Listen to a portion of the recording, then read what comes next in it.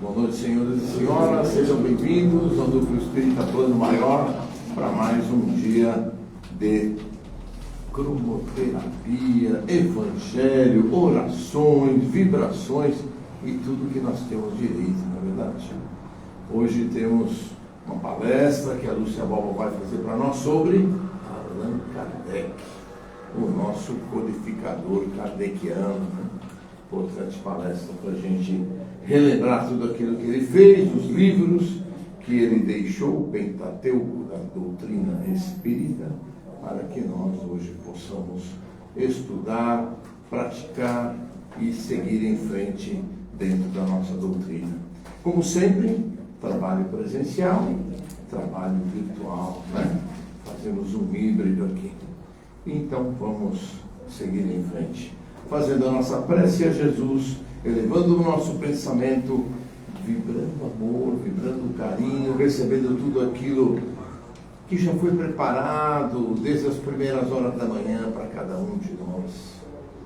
O importante é lembrar que nós devemos deixar as nossas preocupações do lado de fora da casa. Aqui dentro nós vamos pensar nas nossas necessidades, aquilo que precisamos em termos físicos, emocionais, espirituais, buscando orar, pedir, nos concentrarmos. Quanto mais concentrado a gente ficar, quanto mais ligado a Jesus, quanto mais orações, porque a oração nos concentra nas palavras da prece feitas com amor, eleva o nosso pensamento a Jesus, o nosso Divino Mestre, e com isso nós vamos ficando mais preparados para receber todas as vibrações, todos os tratamentos que já foram designados para cada um de nós. Importante deixarmos as nossas preocupações do lado de fora da casa. Aqui, apenas as nossas necessidades. Aqui, apenas aquilo que nós buscamos conseguir dentro da seara bendita do Mestre Jesus. Então, Mestre, que as correntes médicas aqui presentes, Dr. Bezerra, Dr. Roberto de Seabra e Corrente Azul, possam ajudar a todos nós com seus fluidos de cura, fluidos maravilhosos, a derramarem sobre cada um de nós. Deus Pai nos abençoe, Deus Pai nos ilumine agora e sempre. Que assim seja. Graças a Deus. Vamos agora acompanhar a Lúcia.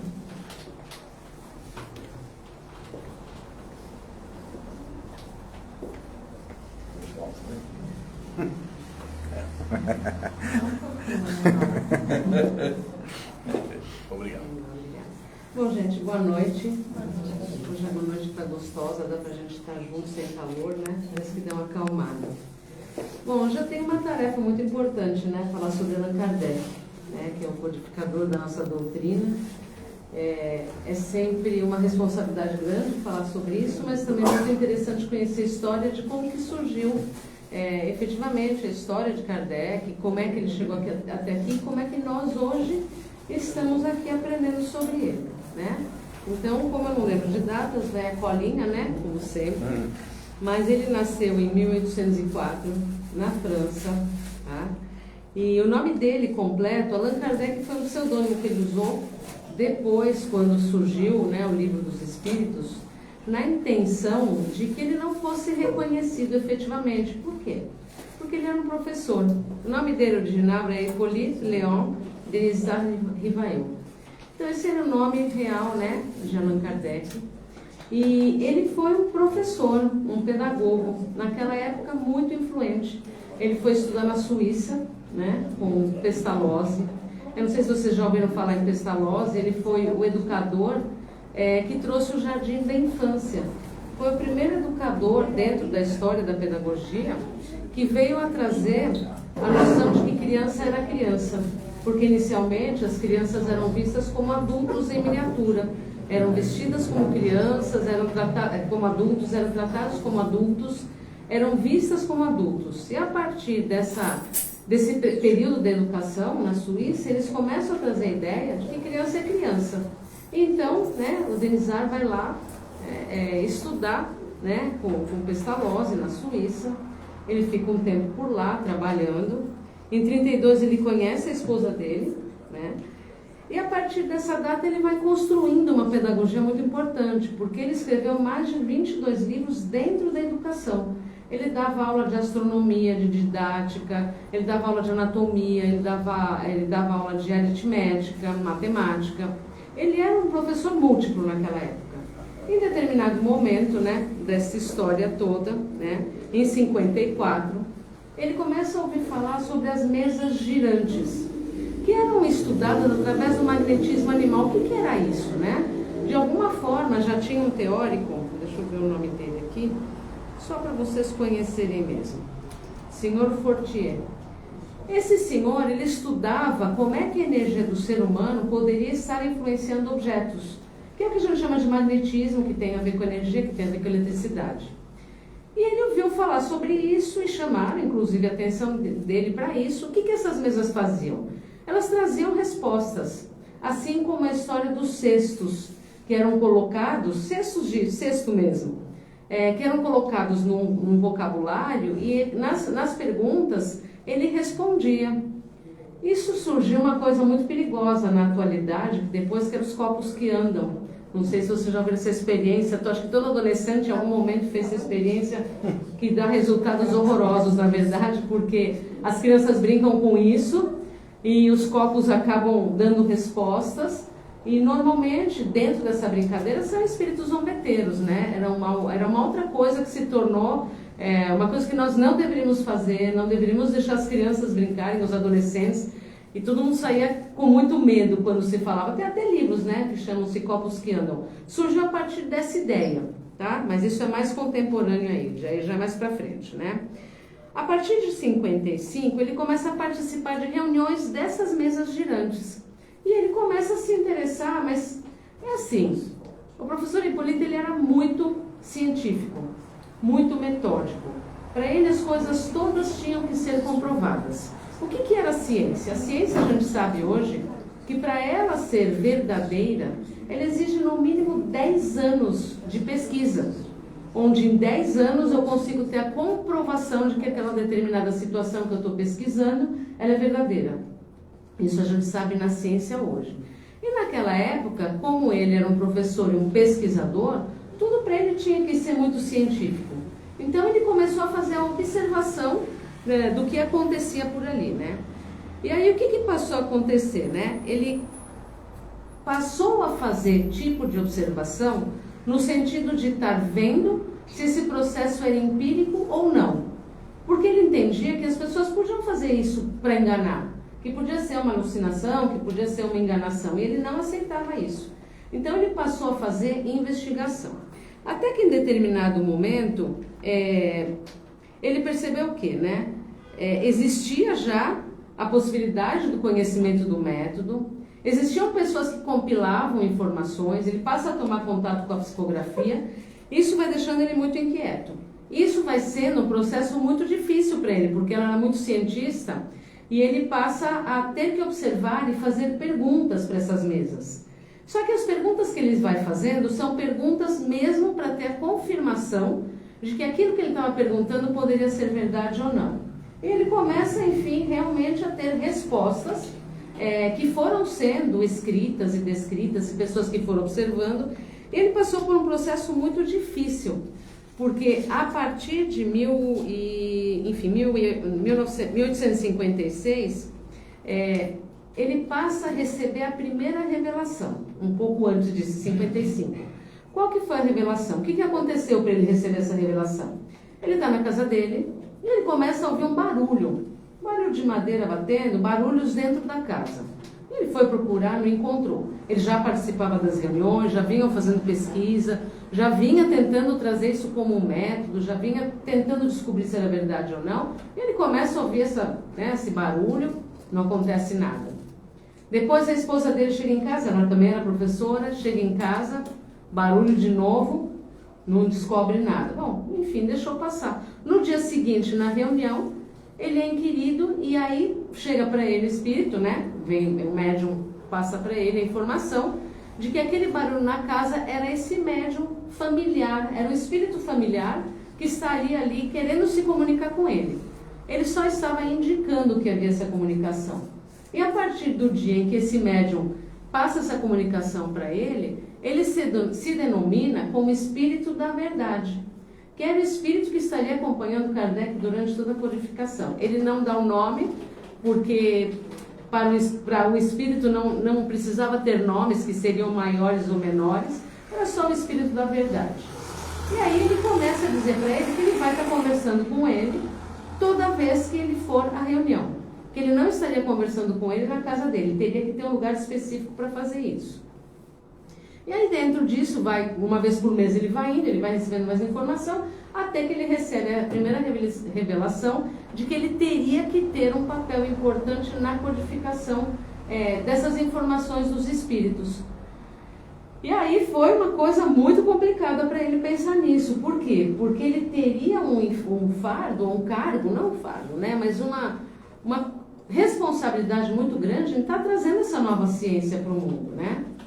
E aí ele começou a escrever a respeito. Então ele fazia o quê? Ele fazia as perguntas científicas. O que ele queria saber? Quando ele fazia as perguntas, ele queria saber assim: quem que estava falando? Onde esse espírito vivia? Que lugar que esse espírito manifestava o lugar? Ele queria informações e toda vez o espírito respondia para ele como era esse outro mundo. Mesmo assim, ele não aceitava e ele continua fazendo questionamentos. Até que quando ele tem essa incumbência, né, de estar efetivamente trazendo para o mundo, lá na França, essa informação, aí ele passa a ter que compilar. O que significa isso? Significa que todas as reuniões que tinham havido anteriormente e todos os questionamentos que tinham sido feitos, gerou um monte de material. E aí, essas alturas, ele já estava estressado, cansado, perseguido, enciumado. Ele já tinha tido muita pressão social, por ser um professor, por estar falando sobre isso em público, que não era tão público assim, porque o Espírito tinha pedido para ele não divulgar. Isso seria uma coisa que ficasse entre eles nas reuniões. Só que ele se inquieta com isso e ele, né, vai fazendo essa história e ele resolve desistir. Ele não aguenta mais as pessoas cobrando essa incumbência, ele já acha que ele não é capaz.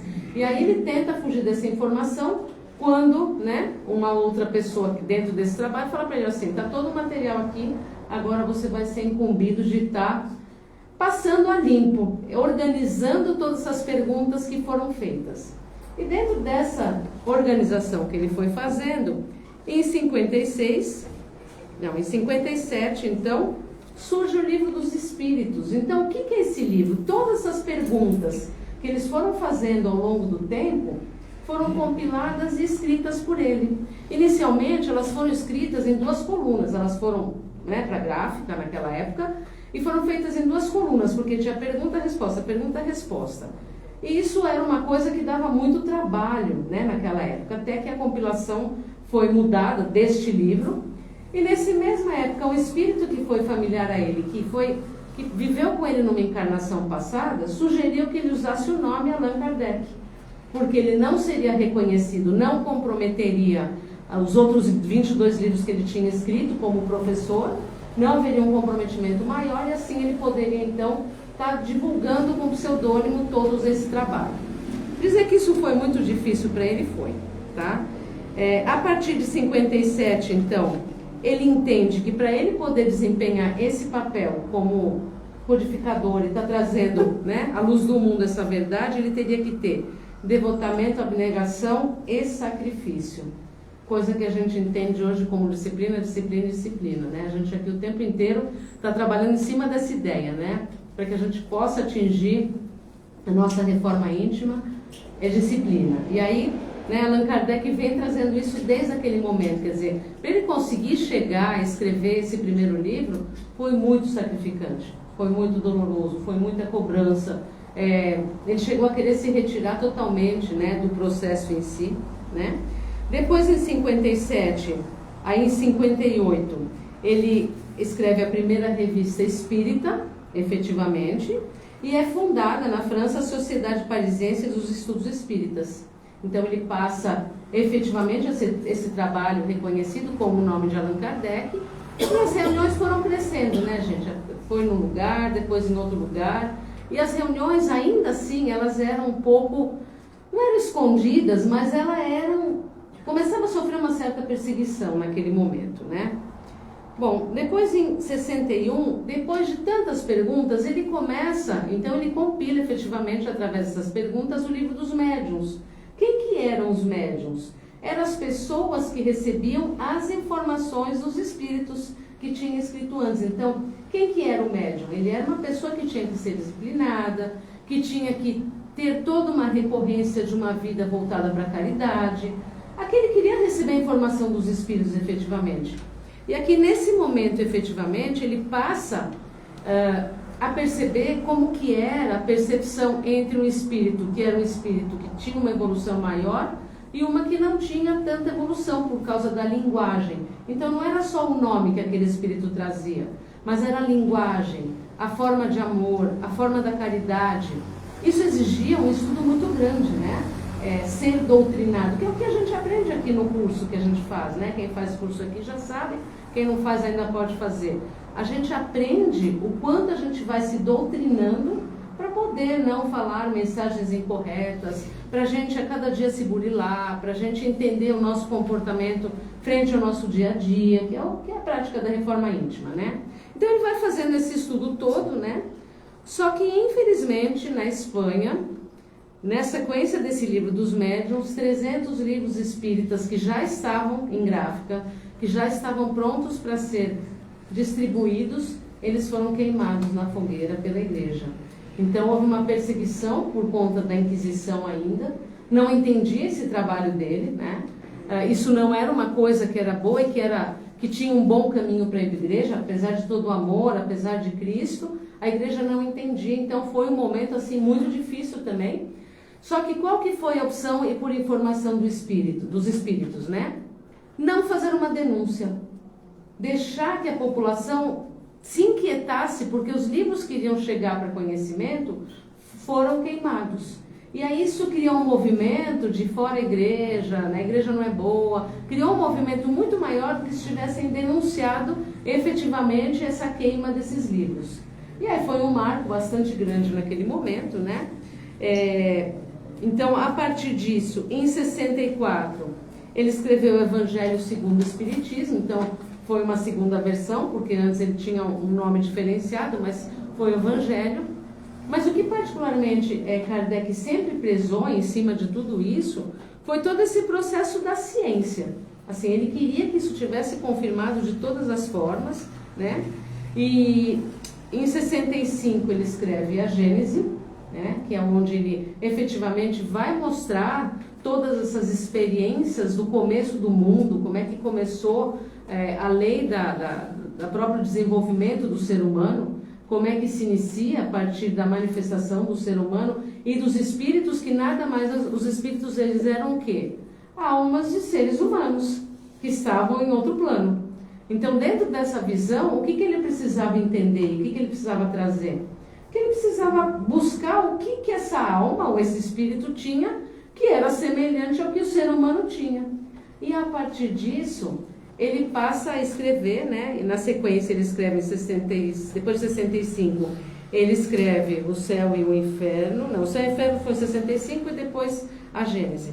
O que falava o céu e o inferno, né? Era exemplo da situação. Esse livro ele traz exemplos das situações dos espíritos.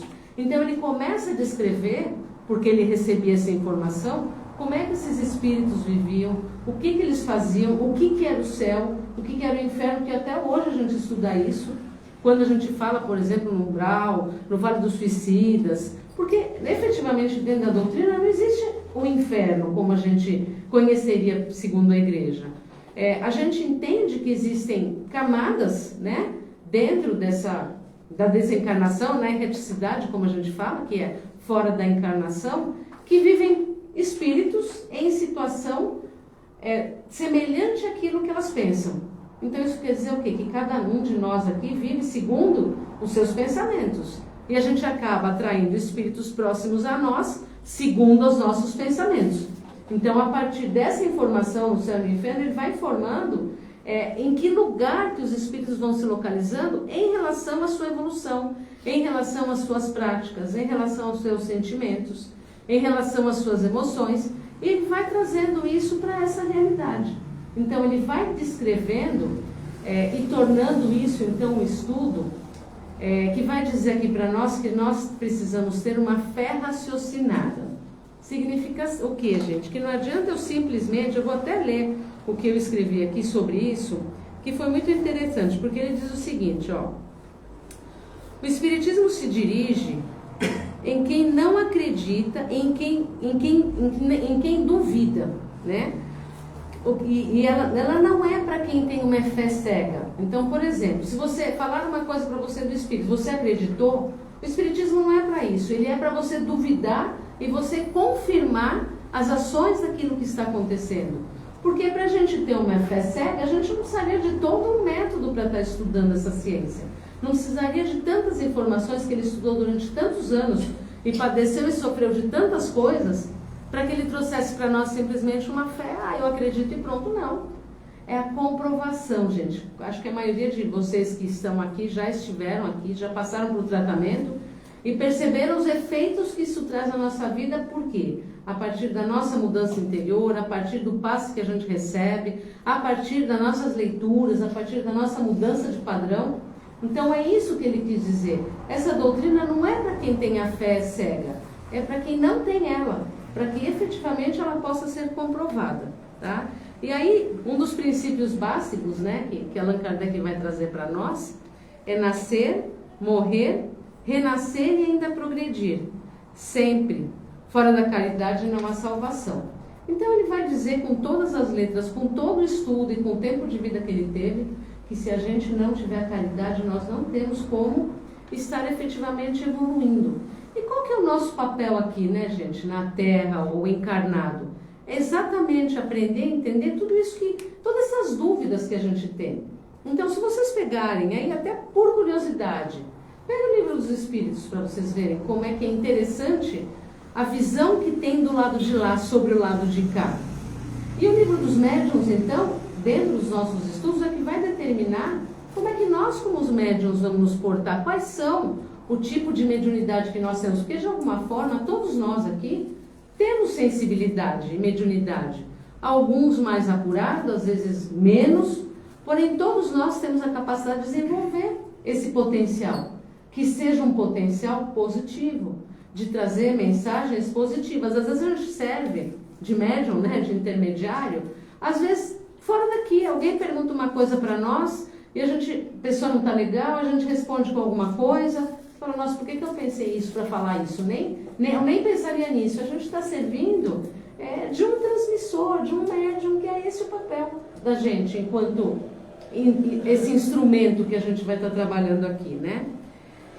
Depois tem uma coisa muito importante sobre a questão do nome. Isso eu já falei um pouco, mas ele diz assim, que o nome nunca é uma garantia de que efetivamente você está falando com o espírito, porque muito frequentemente, quando as pessoas vão dar uma psicofonia ou fazer uma psicografia, a gente quer saber o nome. E muitas vezes vem o nome de uma pessoa importante. Mas será que nós estamos num padrão para receber uma psicografia de pessoas que estão no nível mais avançado? Porque Kardec recebia como nome Espírito da Verdade. Ele não tinha um nome para estar recebendo as informações, né? E dentro disso, né, a gente precisa tomar muito cuidado com os espíritos que são zombeteiros, como a gente fala, né? Que são os enganadores. Então, o que são esses espíritos, né, gente? Veja bem, a gente mora em casa com um monte de pessoas, a gente trabalha com outras pessoas. Onde há uma faísca, o espírito zombeteiro vem e fala que não precisa, porque a gente está aberto para receber aquilo que a gente está afinizado. E aí a briga está feita por uma situação que não precisaria ter briga nenhuma.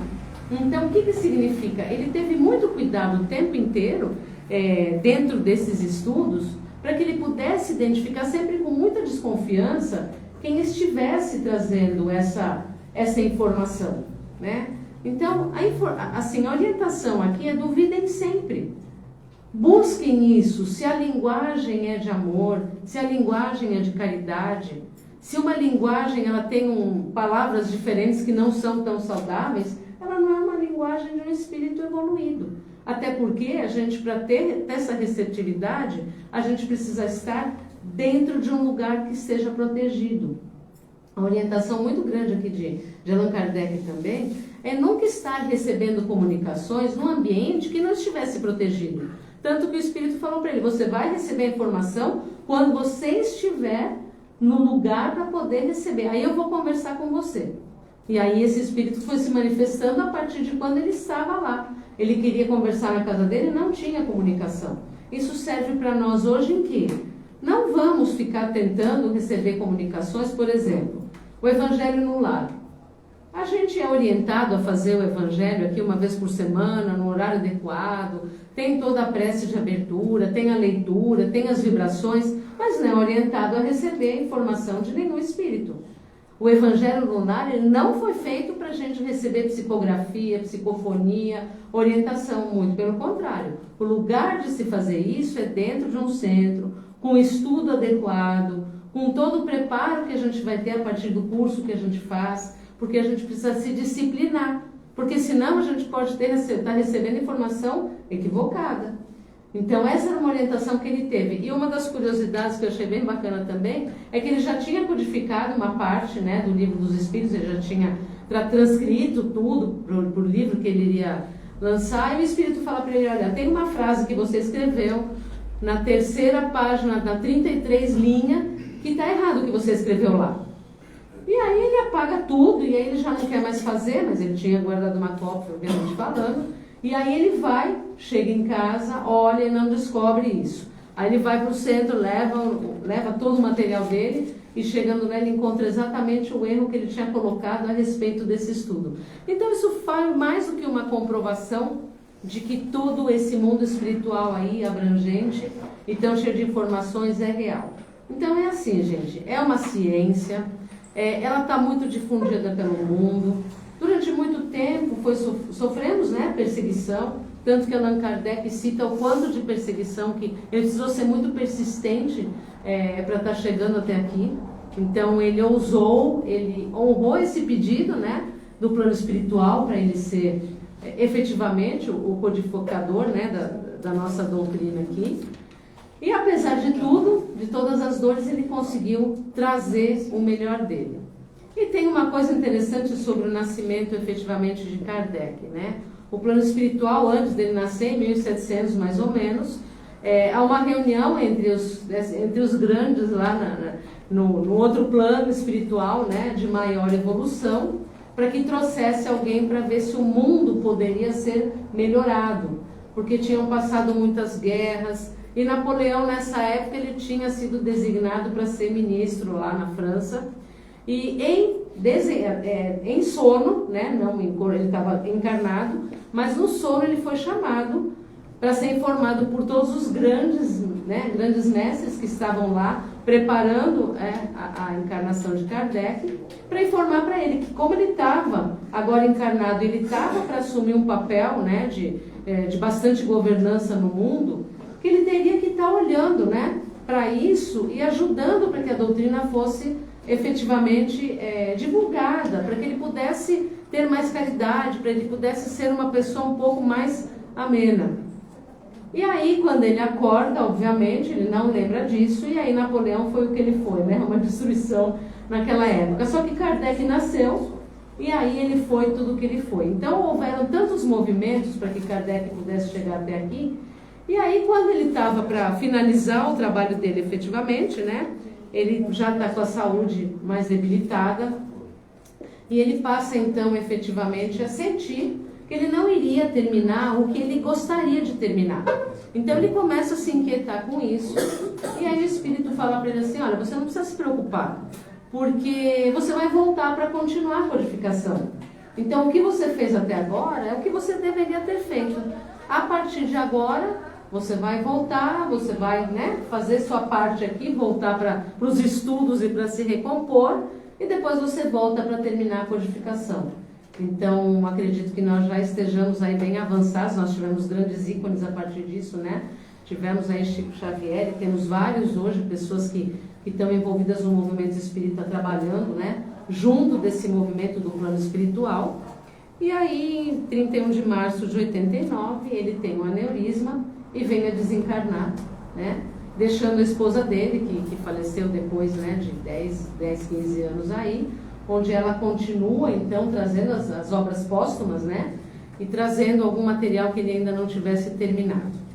Então, acho que o que fica, gente, para essa noite de aprendizado, é que o quanto foi importante a presença de Allan Kardec no planeta, o quanto a gente precisa aprender um pouco mais para poder fazer a nossa reforma íntima, e o quanto é importante a cada dia a gente lembrar o quanto foi difícil ele conseguir trazer toda essa informação espiritual, e que hoje aqui no centro a gente tenta 1/1000º de um pedacinho, tentar trazer um pouquinho alguma coisa a cada dia que vocês vêm aqui e que a gente estuda, para que a gente possa divulgar e disseminar cada dia mais a doutrina na forma de ciência, né? Na forma de compreensão de que tudo foi feito a partir de estudos muito sérios, muito importantes e muito comprovados. Fiquem na luz do Mestre Jesus.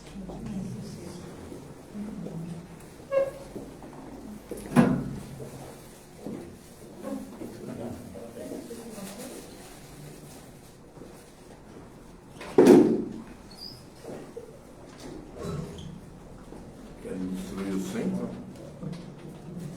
Não. Querem destruir o centro? Não pode. Dá trabalho para construir uma trilha.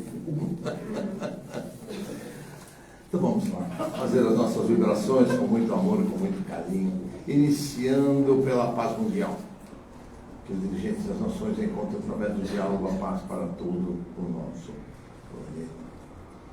Pedimos em especial a paz para Israel e Palestina, Hamas, Hezbollah, Houthis, que possa haver um cessar-fogo, possa haver um tratado de paz, corredores humanitários para atender os povos que estão necessitando de alimento e ajuda.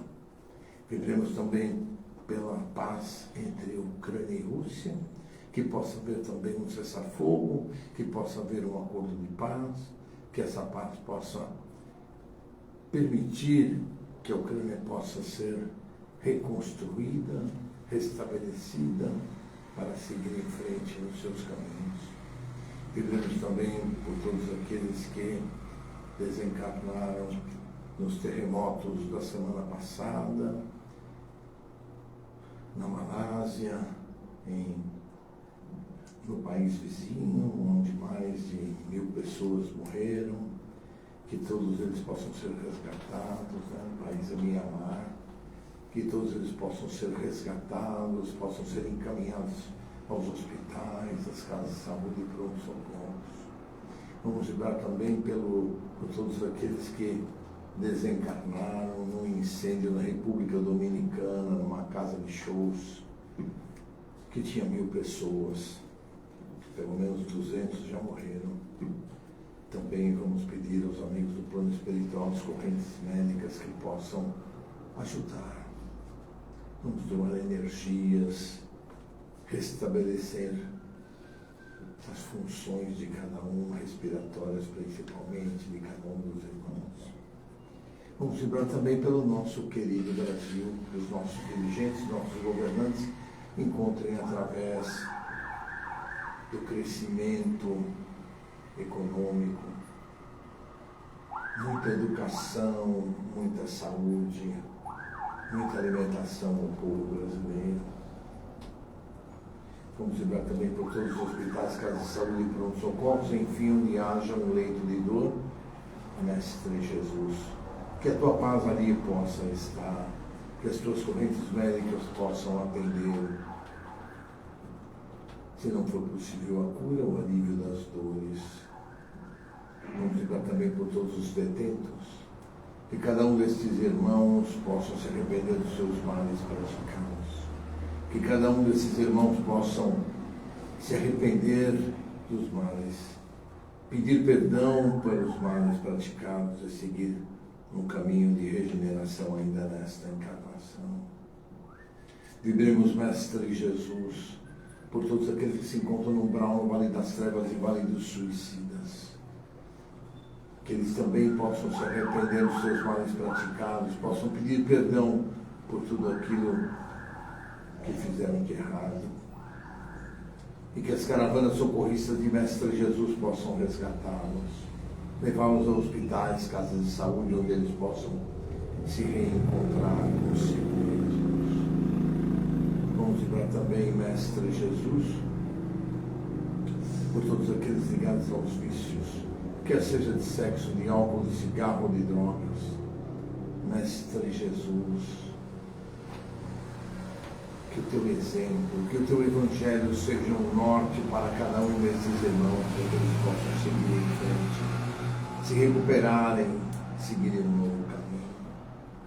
Nós vamos vibrar também, Mestre Jesus, por todos aqueles que se encontram nas creches, nos orfanatos, nos asilos, pela juventude desajustada, pela velhice desamparada. Enfim, Mestre Jesus, que a tua paz, o teu amor se faça presente na vida de cada um desses irmãos, para que eles se reencontrem, se recuperem e sigam na sua vida. Vibremos pela paz entre todas as religiões. Vibremos por todos os lares em desarmonia. Vibremos por todos os desaparecidos, crianças, jovens e adultos. Que as equipes de resgate possam ser intuídas no sentido de encontrá-los e trazê-los de volta ao seio de suas famílias. Vibremos também por todos os nossos desafetos, que o plano espiritual, nossos guias e mentores possam levar o nosso pedido de perdão a todos os nossos desafetos. Que tudo aquilo que nós fizemos de errado nós possamos nos arrepender, possamos seguir um novo caminho de progresso e reforma íntima, uma seara bendita do Mestre Jesus. Nós vamos vibrar também, Mestre Jesus,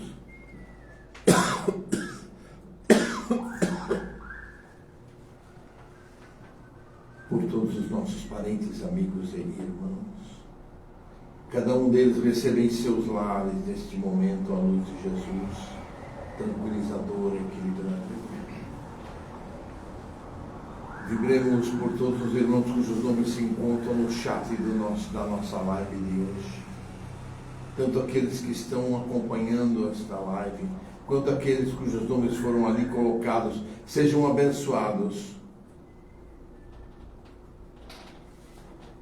pelo Mestre Jesus. Vibremos agora pelos nossos lares. Que os nossos lares possam receber a luz branca de Jesus. Miasmas, fluidos deletérios possam ser retirados. Irmãos cuja intenção seja trazer a discórdia também possam ser encaminhados à seara bendita do Mestre Jesus. Nós vamos vibrar também, Mestre Jesus, finalmente por nós mesmos. Que a tua luz abençoada seja derramada sobre cada um de nós, restaurando os nossos centros de força, as nossas energias, nos fortalecendo, nos equilibrando, permitindo que sigamos para os nossos lares com muita energia de amor e de paz. Pedimos agora, Mestre Jesus, que as correntes médicas possam fluidificar as águas que estão nas mesas dos irmãos que nos acompanham na live e de todos os irmãos aqui presentes. Que os medicamentos, os fluidos possam ser colocados nas águas e que cada um de nós possa levar para os seus lares e bebê-la para tranquilidade nesta semana que virá. Que Deus Pai nos abençoe, nos ilumine agora e sempre. Vamos agradecer a Jesus a oportunidade de podermos estar aqui. A oportunidade de estarmos, de sermos perfeitos, termos uma mente equilibrada, podermos seguir o nosso caminho, aproveitando e recebendo as orientações dessa doutrina maravilhosa. Obrigado, Mestre Jesus. Deus os abençoe agora e sempre. Que assim seja. Mais uma vez os nossos recadinhos, senhores. Nossos recadinhos, começamos pelas cestas básicas. Pedimos a vocês que nos ajudem, se não for possível com mantimentos, se não tiverem tempo, pode ser com dinheiro. O Pix também está ali no quadro branco, vocês podem nos ajudar. Se quiserem trazerem mantimentos não perecíveis, podem deixar com o Luiz no bazar, nós agradecemos imensamente. Nós temos o bazar no fundo da casa, quando você sai da sala de cromoterapia, temos um bazar, tudo aquilo que vocês adquirirem no bazar serve para ajudar a manter a nossa casa. Nós agradecemos. Temos nas terças-feiras o curso básico da doutrina espírita, para que vocês possam aprender um pouco mais sobre a nossa doutrina, utilizando todos esses livros que a Lúcia falou.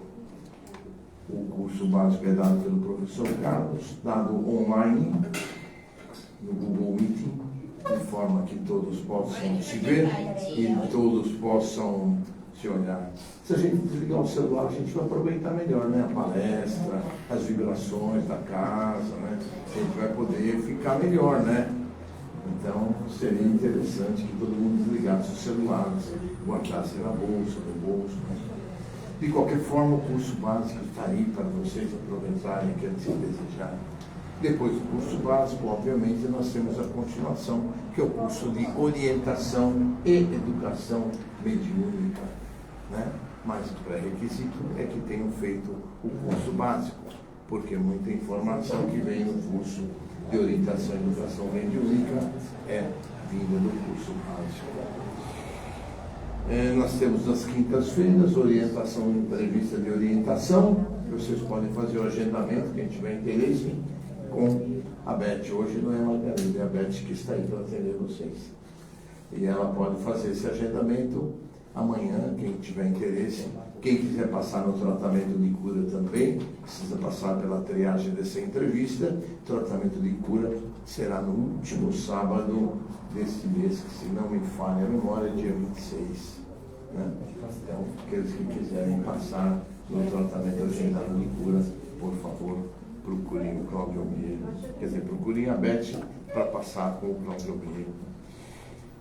O tratamento de cura é feito uma vez por mês e a gente recomenda que aqueles que forem para o tratamento de cura o façam por pelo menos 3 meses seguidos para obter uma melhoria, uma cura, um alívio das suas dores. Né? Fazer uma vez só, fazer uma, pular outra, fazer outra, pular outra, é como ir ao médico, ele sugerir uma medicação e vocês tomarem de vez em quando, é a mesma coisa. Né? O tratamento de cura, para quem quiser fazer ou quiser dar continuidade, pode fazer o resto da vida. A gente, você recomendou 3, tá bom? Mas se vocês querem fazer 10, 20, estão se sentindo bem, podem fazer. É o último sábado de cada mês, no período da manhã. Tem ali no quadro a tabelinha dos dias ao que nós vamos, para vocês poderem ver quais são os dias do tratamento de cura. Né? Então, podem vir participar. No andar de cima nós temos uma biblioteca com muitos títulos para vocês lerem e aprenderem. Quem quiser trazer garrafa de água, muitos já trazem, para fluidificar quando forem na câmara de cromoterapia, ótimo. Quem não trouxe, quiser água, pega com o Luiz no bazar antes de entrar na sala de cromoterapia, tá bom? E para finalizar, para lembrar vocês que nós temos as lives nossas, essa de hoje é híbrida, e no domingo, às 20 horas, no Facebook do Núcleo Espírita Plano Maior, nós temos a live do Evangelho Semanal. Que Deus Pai abençoe vocês, uma ótima cromoterapia a todos e até a semana que vem, se Deus quiser. Obrigado.